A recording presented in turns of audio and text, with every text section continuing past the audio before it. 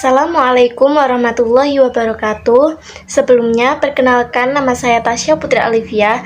Saya dari kelas A1E4 dengan nomor induk mahasiswa 31402100105. Kali ini saya akan sedikit menjelaskan terkait dengan materi jurnal penyesuaian dan laporan keuangan pada perusahaan dagang. Apa sih jurnal penyesuaian itu?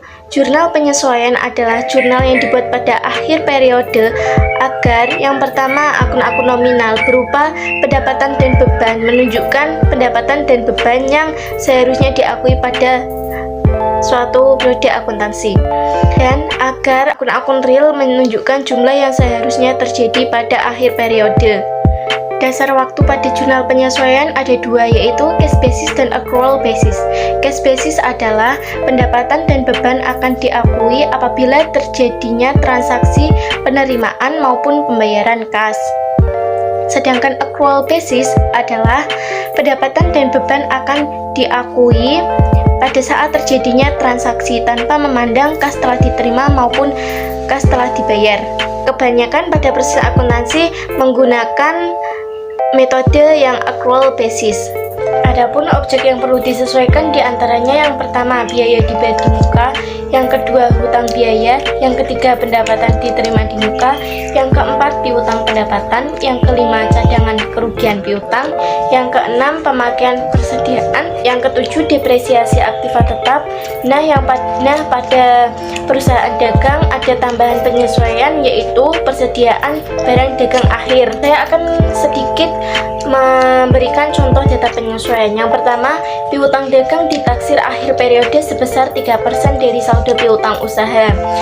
Nah, cara penghitungannya yaitu 3% dikalikan dengan saldo piutang usaha yaitu sebesar 240 juta, lalu dikurangkan dengan saldo CKP sebesar 1 juta, hasilnya adalah 6.200.000.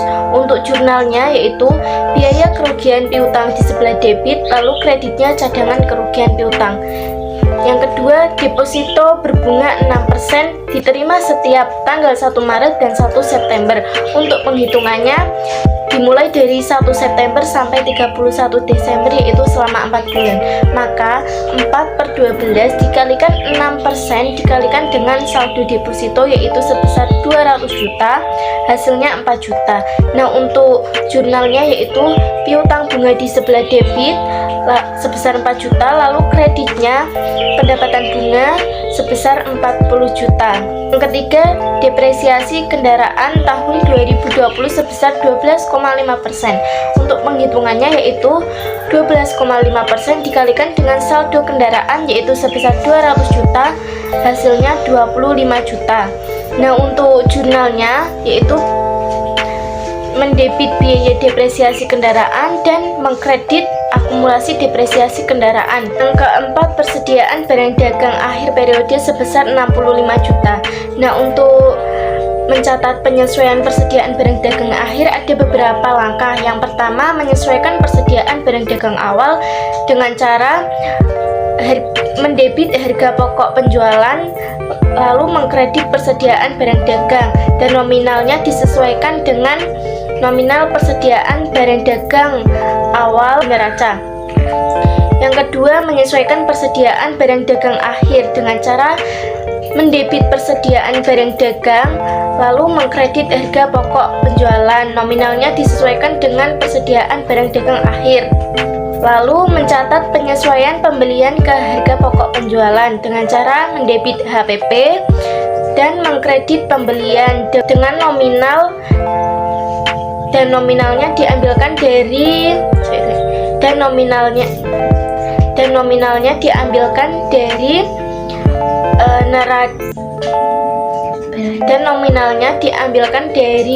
nominal pembelian di neraca. Lalu mencatat penyesuaian retur dan potongan pembelian ke HPP dengan cara mendebit retur dan potongan pembelian, lalu mengkredit HPP. Nominalnya diambilkan dari nominal retur dan potongan pembelian yang ada pada neraca, lalu mencatat penyesuaian beban angkut pembelian ke HPP dengan cara mendebit HPP lalu mengkredit beban angkut pembelian, nominalnya disesuaikan dengan beban angkut pembelian. di neraca. Data akun untuk menyesuaikan HPP yaitu opsional, disesuaikan dengan akun yang ada pada perusahaan masing-masing. Nah, dapat disimpulkan bahwa penyesuaian perusahaan dagang sama dengan penyesuaian perusahaan jasa ditambah penyesuaian harga pokok penjualan. Sifat harga pokok penjualan sama dengan sifat biaya apabila bertambah di sebelah debit dan apabila berkurang di sebelah kredit. Sifat perubahan persediaan barang dagang awal sama dengan sifat perubahan HPP. Apabila menambah persediaan barang dagang awal berarti menambah HPP. Sifat perubahan pembelian sama dengan sifat perubahan HPP. Apabila menambah pembelian maka HPP juga akan bertambah. Sifat perubahan persediaan barang dagang akhir tidak sama dengan sifat perubahan HPP. Apabila menambah persediaan barang dagang akhir maka akan mengurangi HPP.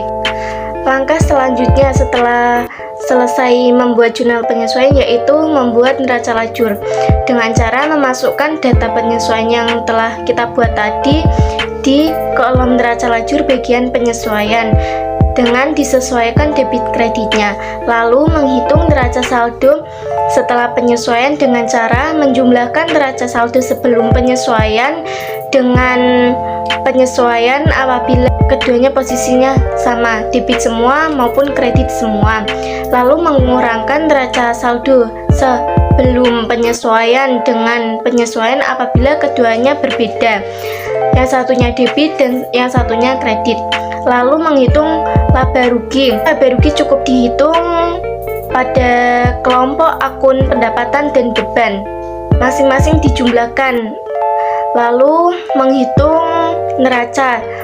Kelompok yang dihitung yaitu kelompok aset, kewajiban, dan ekuitas, masing-masing dijumlahkan. Nah, pada laporan laba rugi dan neraca itu nilai akhirnya pasti akan berbeda karena itu untuk menghitung selisih laba bersih. Tujuan dibuatnya neraca lajur itu untuk memudahkan kita membuat laporan keuangan. Apa sih laporan keuangan itu? Laporan keuangan adalah hasil akhir pada proses akuntansi. Laporan keuangan terdiri dari 4. Yang pertama laporan laba rugi, yang kedua laporan perubahan laba ditahan, yang ketiga neraca, dan yang terakhir ada laporan arus kas. Laporan laba rugi adalah laporan yang mengukur kesuksesan operasional perusahaan dalam suatu periode tertentu. Laporan perubahan laba ditahan adalah laporan yang dibuat untuk mengukur kenaikan atau penurunan retained earning. Yang ketiga ada neraca, laporan yang melaporkan harta-harta, kewajiban, dan modal yang dimiliki perusahaan pada tanggal tertentu. Dan yang terakhir ada laporan arus kas, yaitu laporan yang berfungsi untuk melaporkan dari mana kas berasal, kas digunakan untuk apa selama periode tertentu. Cara membuat laporan keuangan. Laporan keuangan pada perusahaan dagang berbeda dengan perusahaan jasa. Yang pertama ada laporan laba rugi. Pada perusahaan dagang kita harus mencari tahu dahulu berapa penjualan bersih, berapa nilai harga pokok penjualannya, berapa nilai laba atau rugi kotor, berapa laba atau rugi usahanya, dan yang terakhir akan ketemu hasil laba atau rugi bersihnya. Data yang harus dipersiapkan untuk menghitung penjualan bersih yaitu penjualan bruto, beban angkut penjualan, retur penjualan, dan potongan penjualan. Nah, untuk penghitungannya yaitu penjualan bruto ditambah dengan beban angkut penjualan dikurangkan dengan retur dan potongan penjualan. Yang kedua, menghitung harga pokok penjualan. Persiapkan data persediaan barang dagang awal, pembelian, beban angkut pembelian, retur pembelian, potongan pembelian, dan persediaan barang dagang akhir. Nah, cara menghitungnya yaitu yang pertama menuliskan jumlah persediaan barang awal terlebih dahulu, lalu pembelian dan beban angkut pembelian dijumlahkan. kemudian dikurangkan dengan retur dan potongan pembelian, maka akan menghasilkan pembelian bersih. Lalu persediaan barang dagang awal dijumlahkan dengan pembelian bersih akan menghasilkan barang tersedia dijual, dan barang tersedia dijual dikurangkan dengan persediaan barang dagang akhir akan menghasilkan harga pokok penjualan. Kemudian penjualan bersih yang sudah dihitung tadi dikurangkan dengan harga pokok penjualan akan menghasilkan laba kotor. Yang proses selanjutnya adalah beban administrasi dan penjualan. Hitung semua beban yang ada seperti beban gaji, beban advertensi, beban kerugian piutang, beban asuransi, dan lain-lain. Kemudian beban tersebut dijumlahkan, lalu laba kotor dikurangkan dengan jumlah beban tadi akan menghasilkan laba usaha. Jika ada pendapatan bunga ataupun pendapatan sewa, tuliskan di bagian pendapatan lain-lain. Nah, cara penghitungannya, laba usaha yang tadi dijumlahkan sama pendapatan bunga dan akan ketemu laba bersih. Yang kedua, laporan perubahan laba ditahan. Pertama, menuliskan jumlah laba ditahan awal dan akan bertambah apabila ada investasi dan perusahaan mengalami laba, dan laba ditahan akan berkurang apabila ada dividen dan perusahaan mengalami rugi. Nah, pada perusahaan ini ada penambah dan pengurang laba ditahan. Penambahnya berupa laba dan pengurangnya berupa dividen. Laba ditahan awal tadi dijumlahkan dengan laba bersih lalu dikurangkan dengan dividen, maka akan menghasilkan laba ditahan akhir 31 Desember. Yang ketiga, neraca. Unsur yang ada di neraca meliputi aset, kewajiban, dan ekuitas. Aset adalah harta kekayaan yang dimiliki oleh perusahaan yang dapat memberikan manfaat perusahaan di masa depan. Aset terdiri dari aset lancar dan aset tetap.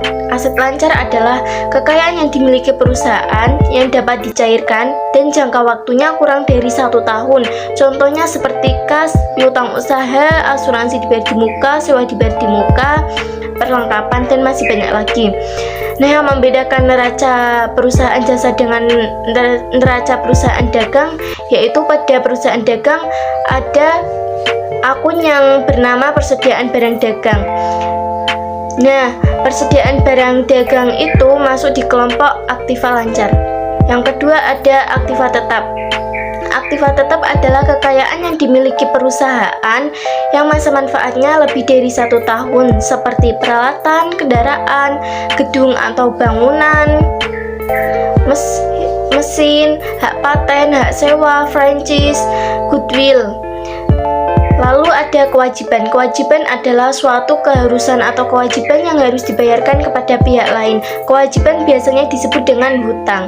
Kewajiban jangka pendek atau kewajiban lancar yaitu suatu kewajiban yang jatuh temponya kurang dari 1 tahun, seperti utang usaha, utang wesel, utang pajak, pendapatan diterima di muka. Lalu kewajiban jangka panjang, kewajiban yang jatuh temponya lebih dari 1 tahun, seperti utang bank, utang obligasi, utang hipotek. Yang terakhir ada ekuitas atau harta pribadi yang dimasukkan ke dalam perusahaan. Ekuitas bersumber dari investasi pemilik, orang lain yang menyumbangkan suatu uang atau barang kepada perusahaan, dan akumulasi laba-laba atau disebut laba ditahan. Untuk penghitungan neraca yaitu aktiva lancar dan tetap dijumlahkan, lalu seluruh kewajiban juga dijumlahkan, seluruh ekuitas juga dijumlahkan, lalu kewajiban dan ekuitas tadi dijumlahkan jadi satu. Pastikan total kewajiban dan ekuitas harus seimbang atau balance dengan total aset. Yang keempat ada laporan arus kas. Sumber informasinya dari neraca komparatif atau neraca tahun lalu, ada laporan laba rugi tahun berjalan, dan ada data transaksi yang dipilih.